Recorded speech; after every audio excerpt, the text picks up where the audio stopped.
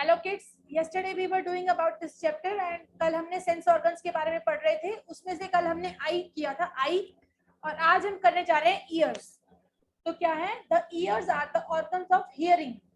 Year क्या है? Organs of hearing. Hearing मतलब सुनने के काम आते हैं। ये ऐसे ऑर्गन्स हैं जो कि हमें सुनने के काम आते हैं।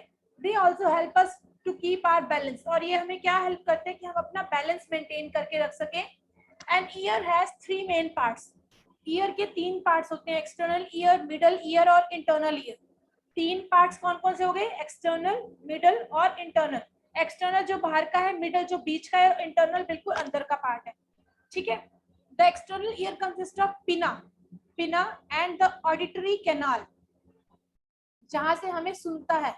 तो जो एक्सटर्नल पार्ट है उसके अंदर क्या होता है? पिना, और ये रहा पिना, और ये है auditory canal. The sound waves collected by pinna travel through the auditory canal and strike the eardrum. जो साउंड वेव्स हम जो कुछ भी सुनते हैं वो क्या करता है? पिना उसको कलेक्ट करता है और इस ऑडिटरी कैनाल के थ्रू वो आगे जाकर ईयर ड्रम से स्ट्राइक करती है, ईयर ड्रम के साथ हिट करती है। The eardrum is connected to the middle ear which has 3 tiny bones. जो ईयर ड्रम है वो अंदर की 3 टाइनी बोन्स है, मिडल जो पार्ट है उसके साथ कनेक्टेड होता है, जिसके अंदर 3 बोन्स होती है। टाइनी मतलब छोटी छोटी।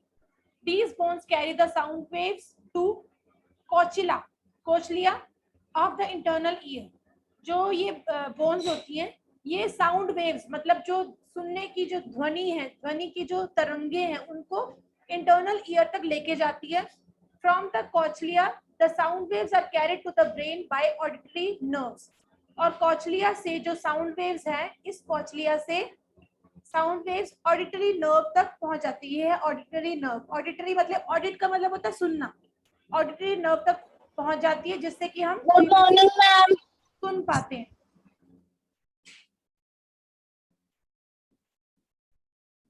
फिर आगे हमारा है केयर ऑफ द ईयर्स। हम अपने ईयर्स की केयर किस तरह कर सकते हैं, उनका ध्यान किस तरह से कर सकते हैं? Avoid hearing loud music. बहुत ज्यादा ऊंची वॉल्यूम का म्यूजिक हमें नहीं सुनना चाहिए, वो हमारे कानों को अफेक्ट करता है। Consult a doctor in case of year एक। ईयर एक का मतलब होता है पेन, दर्द। अगर आपके कानों में दर्द है तो आप डॉक्टर को इमीडिएटली कंसल्ट करो। Never use a matchstick और a hairpin to clean your ears. कभी भी हमें मैच स्टिक मतलब जो आपकी माचिस होती है उसकी तिल्ली, या फिर हेयर पिन जो सिर पे लगाने वाली पिन होती है, उसका यूज नहीं करना चाहिए अपने कानों को साफ करने के लिए। Use earbuds to clean your ears regularly. और अपने कानों को साफ करने के लिए ईयरबड्स का यूज करना चाहिए। मार्केट से ईयरबड्स आते हैं ना, जिसके आगे कॉटन लगी होती है, तो उनका आपको यूज करना चाहिए अपने कानों को साफ रखने के लिए। ठीक है। फिर है आपका आगे नोज। ईयर कंप्लीट हो गया, आगे आपका आ गया ये नोज। ये नोज का स्ट्रक्चर है, हमने ये ऊपर देखा, ये ईयर का स्ट्रक्चर है। नोज में क्या है? Nose is the organ of smell. Nose organ किस चीज का है? स्मेल करने का, सूंघने की शक्ति होती है इसके पास। Dust particle enter our nose along with the air with breath in. जब हम सांस लेते हैं तो सांस के साथ, हवा के साथ हमारे दांत, हमारे नोज के अंदर डस्ट भी चली जाती है, डस्ट पार्टिकल भी एंटर कर जाते हैं। The inner lining of the nose has small hair which trap dust particle and filter the air. जो हमारे दांत के अंदर का पार्ट होता है, उसके अंदर क्या होता है? छोटे छोटे बाल होते हैं, जिससे क्या होता है? डस्ट यहीं पे ही रुक जाती है, वो अंदर नहीं जाती है। डस्ट को अंदर जाने से रोकते हैं वो छोटे छोटे जो बाल होते हैं। The upper part of the nose has nerve cell which form the olfactory nerve. जो ऊपर वाला पार्ट जो होता है नोज का, उसको बोलते हैं ऑफ्लेक्टरी नर्व, और इसके अंदर नर्व सेल्स होते हैं। The olfactory nerve carries message from the nose to the brain. और जो ये ऑफ्लेक्टरी नर्व्स होते हैं, इनके थ्रू हमारे ब्रेन में मैसेज जाता है। जैसे हम कोई चीज सूंघते हैं तो ब्रेन के पास मैसेज चला जाता है, ये चीज मतलब इसमें बैड स्मेल है, इस चीज की स्मेल अच्छी है, ये चीज हमें मतलब अवॉइड करनी चाहिए, इसको हमें छूना नहीं चाहिए। वो हमें नोज जो है मैसेज देता है हमारे ब्रेन को। अब क्या है? Care of nose. नोज की हमें संभाल किस तरह से करनी चाहिए, हम इसका ध्यान किस तरह से रखना चाहिए? You should keep your nose clean. हमें हमेशा जो अपना नोज है उसको साफ रखना चाहिए। The hair in your nose filter dirt, so always breathe through your nose. जो आपके नोज में हेयर होते हैं, बाल होते हैं, उनके थ्रू डर्ट जो है, गंदगी जो है वो फिल्टर हो जाती है, वो हमारे अंदर नहीं जाती, बॉडी के अंदर नहीं जाती। तो हमें हमेशा नाक से सांस लेना चाहिए। मुंह से भी हम सांस ले सकते हैं, नाक से भी ले सकते हैं, लेकिन बेटर है नोज से सांस लेना। इस तरह से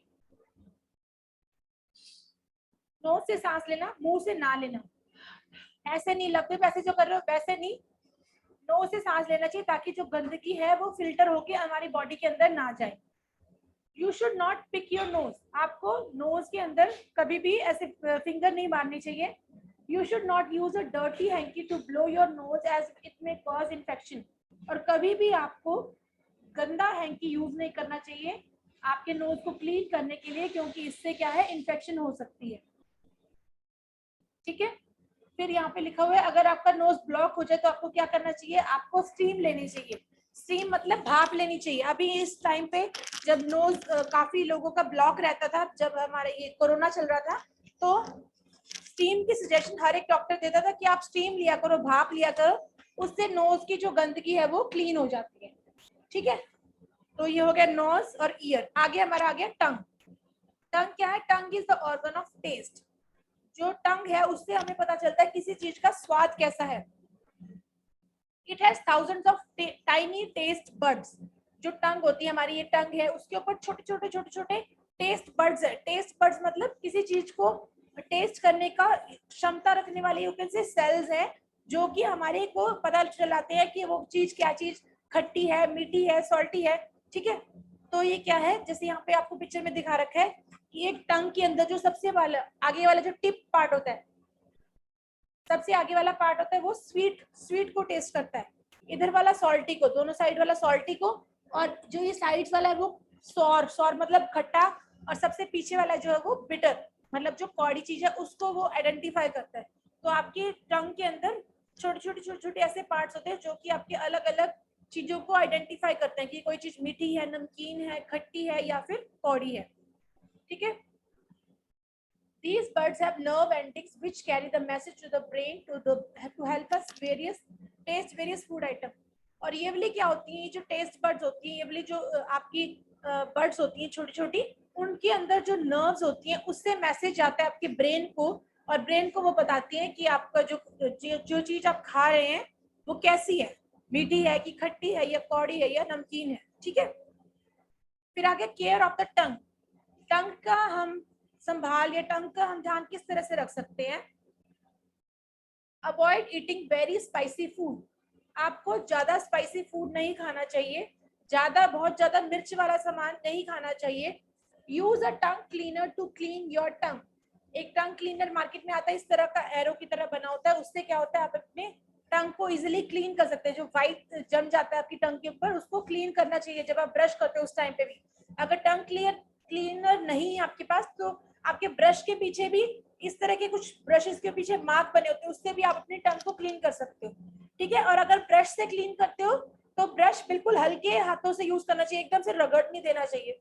ठीक है, और avoid drinking very hot beverages. और हमें ज्यादा गर्म चीजें नहीं खानी चाहिए, नहीं पीनी चाहिए, उससे क्या होती है आपकी जीभ जो है वो जल जाती है। फिर है स्किन, ये हो गया टंग। फिर हमारा आगे नीचे स्किन। स्किन क्या होती है, आपकी जो बॉडी है, इस बॉडी का कोई भी पार्ट, ये सारी हमारी स्किन है, लेग्स की, हैंड्स की, फेस की। तो स्किन क्या करती है, हम उससे उसको टच करके फील कर सकते हैं कि कोई चीज किस तरह की है। The skin is the organ of touch and feel. किसी चीज को हम टच करते हैं, जैसे मैंने इसको टच किया, ये क्या है, हार्ड है। मैंने इस सीट को टच किया, ये है सॉफ्ट है। ठीक है, मैंने कोई ग्लास को टच किया, वो ठंडा है या गर्म है, वो चीज हमें टच से पता चलती है और फील करते हैं हम टच करने के बाद। ठीक है, there are million of nerve endings attached to the skin which help us feel heat, pain, pressure and cold. हमारी जो स्किन है उसके साथ बहुत सारी मिलियंस, आप कल पूछ रहे थे कितनी नर्व्स होती हैं, मिलियंस मतलब लाखों में हमारी बॉडी के अंदर नर्व्स होती हैं जो कि हमारी स्किन से अटैच होती हैं, जो कि हमें फील करने में मदद करती है। किसी चीज को हम फील कर सकते हैं कि कोई चीज गर्म है, हमें दर्द हो रहा है, हमें किसी चीज का दबाव पड़ रहा है, या फिर हमें ठंड लग रही है। The skin has tiny pores through which waste comes out in the form of sweat।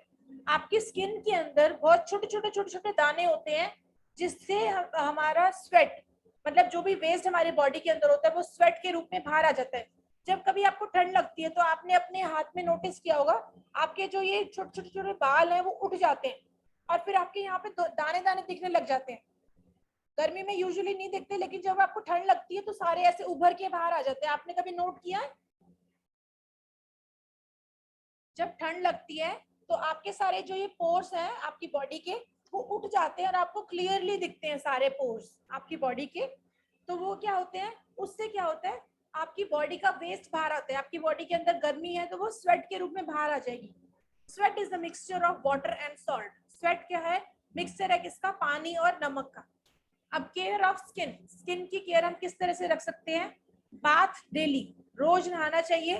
This remove dust and dirt and sweat from the skin. नहाने से क्या होता है, हमारी बॉडी के ऊपर जो गंदगी लगी होती है, मिट्टी लगी होती है या फिर पसीना लगा होता है, वो रिमूव हो जाता है, खत्म हो जाता है। Wear clean and comfortable cloth, हमेशा साफ कपड़े पहनने चाहिए और कंफर्टेबल। ऐसे नहीं पहनने चाहिए जो आप बहुत ज्यादा आप टाइट फील करो या फिर आपकी बॉडी में एयर क्रॉस ना हो पाए। Very tight fitted clothes do not allow fresh air to pass through them and when the weather is warm. अगर आप बहुत टाइट कपड़े पहनते हो तो फ्रेश एयर आपकी बॉडी के ऊपर पहुंच नहीं पाती जब गर्मी होती है। अगर आप बहुत टाइट कपड़े डाल लोगे गर्मी में तो आपको बहुत ज्यादा पसीना आएगा और आपकी बॉडी जो है उसके पास फ्रेश एयर नहीं पहुंच पाएगी। ठीक है? Excuse me, ma'am.